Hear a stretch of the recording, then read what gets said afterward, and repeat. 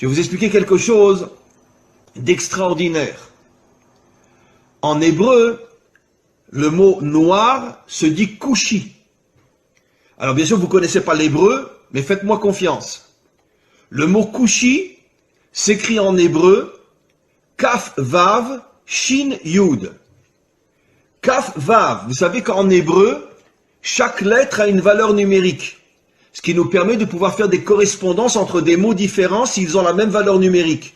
C'est un des génies de l'hébreu, de pouvoir expliquer le sens d'un mot par rapport à un autre mot qui a la même valeur numérique.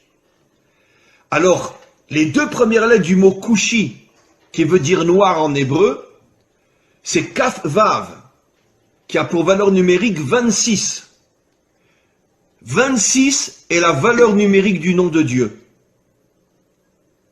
Le nom de Dieu tel qu'il ne se prononce pas, parce qu'on attend la délivrance pour le prononcer véritablement, c'est un Yud, un Vav, un Yud, un He, un Vav et un He.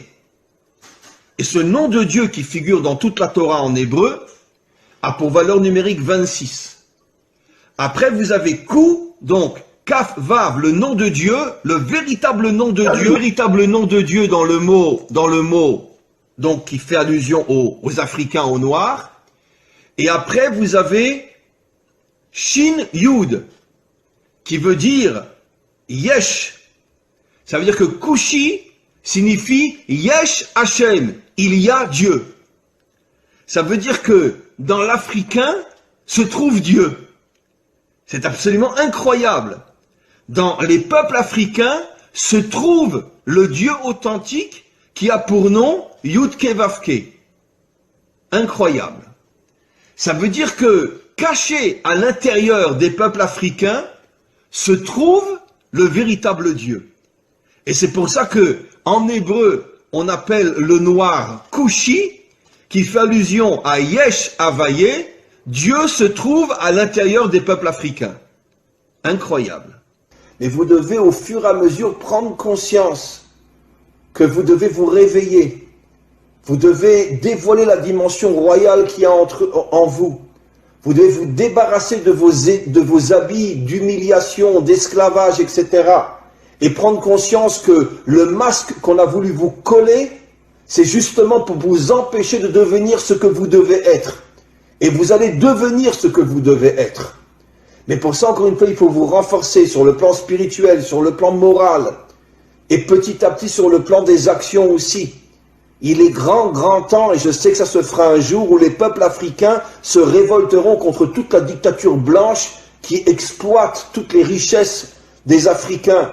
Et encore une fois, j'oserais presque dire, et je le dis avec la plus grande sincérité, soyez fiers d'être noirs. Soyez fiers d'avoir la couleur que vous avez. Parce que cette couleur qui est inscrite sur votre peau témoigne du fait que vous avez été choisi par le maître du monde pour dévoiler sa royauté dans le monde, comme je l'ai expliqué, puisque le noir est la couleur de la royauté d'Hachem. Donc, arrêtez d'être meurtri ou d'être humilié par tous ces racistes qui vous considèrent comme je ne sais quoi, comme ils considèrent les juifs d'ailleurs. Et dites-vous, c'est le contraire. C'est justement parce que je suis un roi que tu veux faire de moi un esclave. Mais un jour viendra où vous comprendrez, vous les autres peuples, quelle est notre mission, quelle est notre grandeur, quelle est notre force. Et un jour viendra, on réussira tous ensemble, avec l'aide du Maître du monde, à dévoiler sa royauté sur terre. Be'ezrat Hashem, c'est-à-dire en hébreu, avec l'aide du Maître du monde. Les plus grandes guerres, les plus grands massacres, dans toute l'histoire humaine, c'est le monde occidental.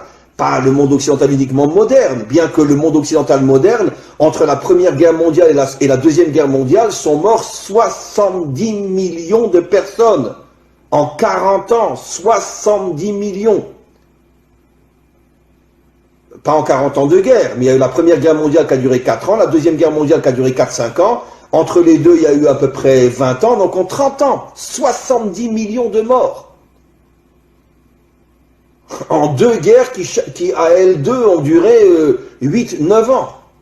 70 millions de morts, sans compter tout ce qui s'est passé avant. Les croisades, l'Inquisition, la guerre de 100 ans, etc.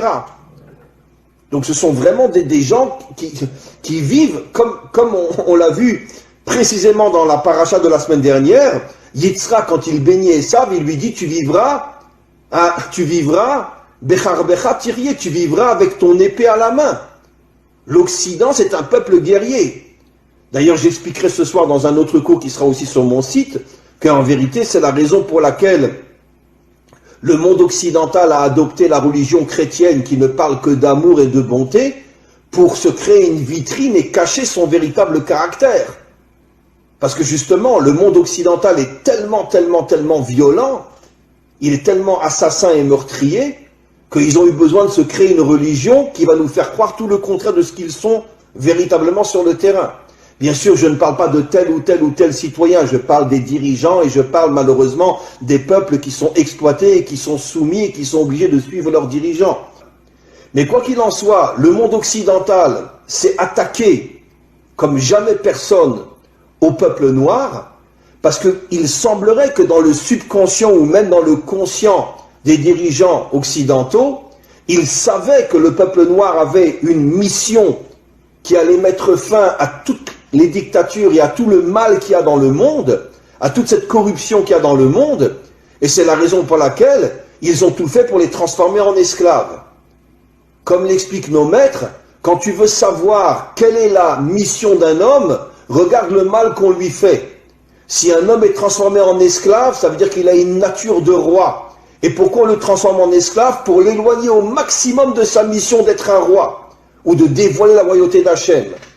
Maintenant, figurez-vous, mes amis, que depuis des millénaires, nos maîtres nous expliquent que chaque attribut divin, chaque sphira, en hébreu sphira, en français attribut divin, c'est-à-dire une qualité divine, là on parle de la malchoute, chaque qualité a une couleur.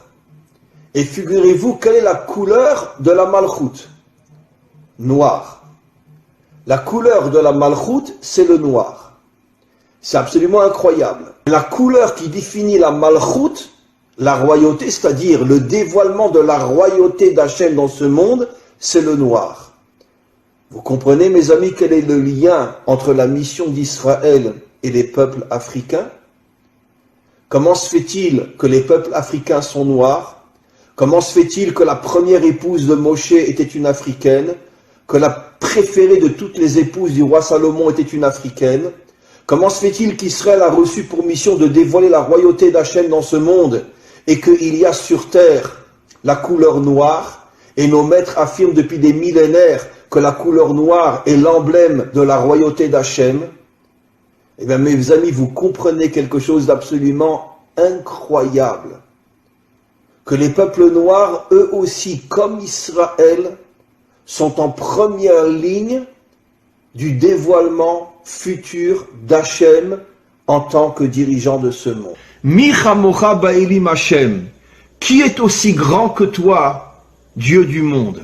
C'est lui qui a dit ce verset-là. C'est-à-dire, c'est lui qui a reconnu la grandeur de Dieu. Et nos maîtres nous disent que cela fait allusion à la délivrance finale, où toutes les nations reviendront vers Dieu et diront « Qui est puissant comme toi, maître du monde ?» Mais moi, ce que je rajoute, c'est qui a dit ça? Qui est le modèle de la délivrance finale au niveau des nations? C'est Pharaon. Et nos maîtres nous disent Pharaon était un Africain, un Noir. Ça veut dire que la Torah nous révèle il y a des millénaires que le modèle, que le phare du retour des nations à Dieu, le Dieu authentique, ce sera un Africain ou les Africains et non les Blancs, non les Occidentaux. Après, tout le monde suivra, les Asiatiques, les Occidentaux, tout le monde suivra. Mais c'est Pharaon qui a dit « Qui est comme toi, Dieu, créateur du monde ?»